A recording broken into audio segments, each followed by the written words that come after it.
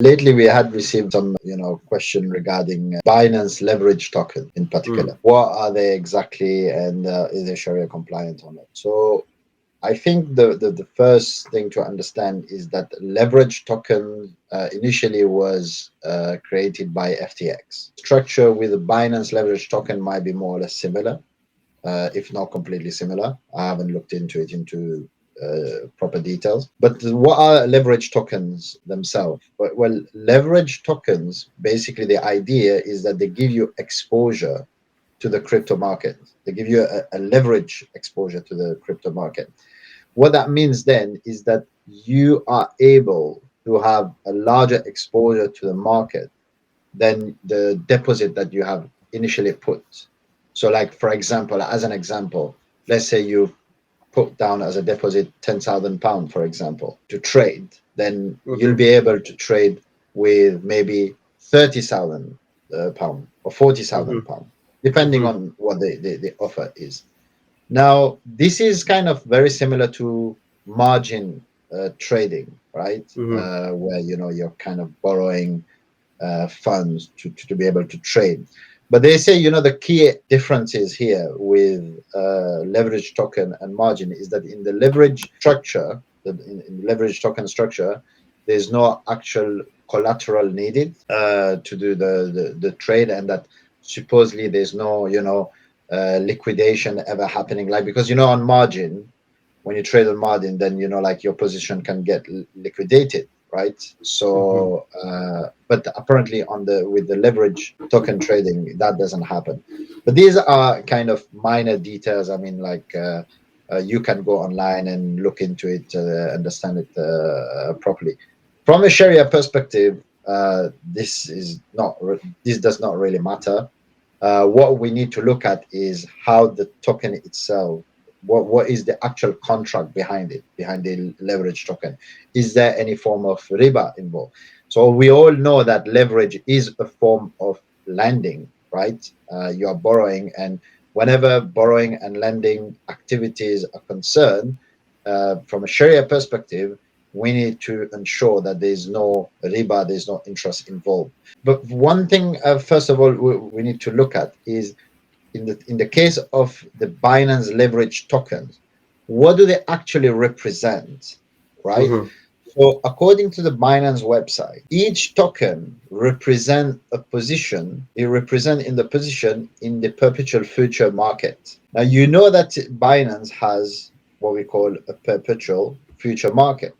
Now, I think I might have covered it before, and I have given a definition of what future contracts are. But let me reread it to you from the Binance website. A future contract is an agreement to buy or sell a commodity or a currency or another instrument at a predetermined price at a specified time in the future, right?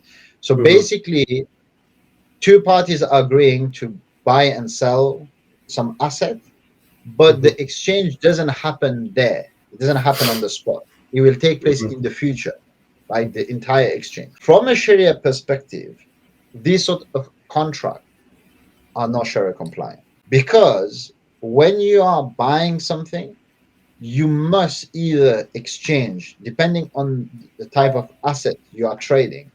Either there must be an exchange from both parties, or either on the spot, or at the minimum, there must be an exchange from one party, meaning somebody is paying upfront, for example, for an asset that is going to be delivered in the future. And this is what we refer to usually in Islamic finance as bay salam. So bay salam is a type of future contract, because for the need, right? Sharia has allowed us to do these sort of contract, because not everything can be sold on the spot, unfortunately. And Sharia does recognize that. And it does recognize that there is a need to a certain level to sell certain things on the spot. But there must be rules behind it. These future contract, they must operate within certain parameters. So in the case of bay salam, if you're buying something at a future date, then you must at least pay upfront, okay, before, at the time of entering into a contract. But in the traditional future contract system, this usually does not happen. There's no exchange happening at all at the spot. It's just a contract to say we will trade XYZ at a future date. The date is already is determined, okay? And when the date comes, whether they that this is another issue that I will mention as well, is that in the conventional future system, usually nothing gets exchanged by the end of it. Okay, so like for example, if they are selling, I don't know, oil, for example, at a later date in a future contract, by the time the date expired, yeah, there's nothing that has exchanged. It's just the contract that gets exchanged. They never take possession of the oil. So like for example, let's say I say to Ahmed, I'm going to sell you a barrel of oil for the 10th of March, for example. Okay, now by the time the 10th of March come, you're not going to take the ownership, or you're not going to take the possession of the oil. But what you would have done by then is you would have sold that barrel of oil to Moby without even seeing that barrel of oil. You understand? And that is again problematic from a Sharia perspective.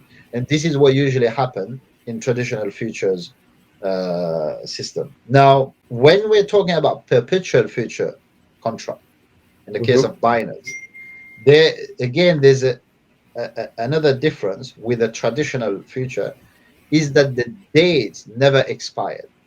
So basically, we are agreeing to exchange some assets in the future. Or when, we don't know. We can just keep that position open for as long as we like, and that again is very problematic from a Sharia perspective, because again, if we look at one of the conditions in Bay Salam, the Islamic version of the future contract, not only one party must pay on the spot, right, but the delivery date as well must be known.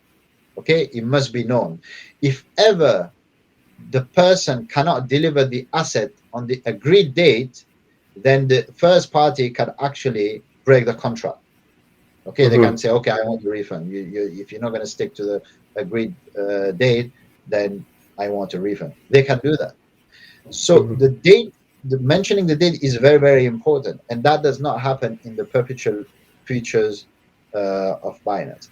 Now, when we know that traditional future contracts are not Sharia compliant, and similarly perpetual future contracts are not Sharia compliant, then a tokenized version of these contracts will not be Sharia compliant either. And Binance Leveraged Tokens are actual tokenized version of future contracts in the market, and therefore they're not Sharia compliant.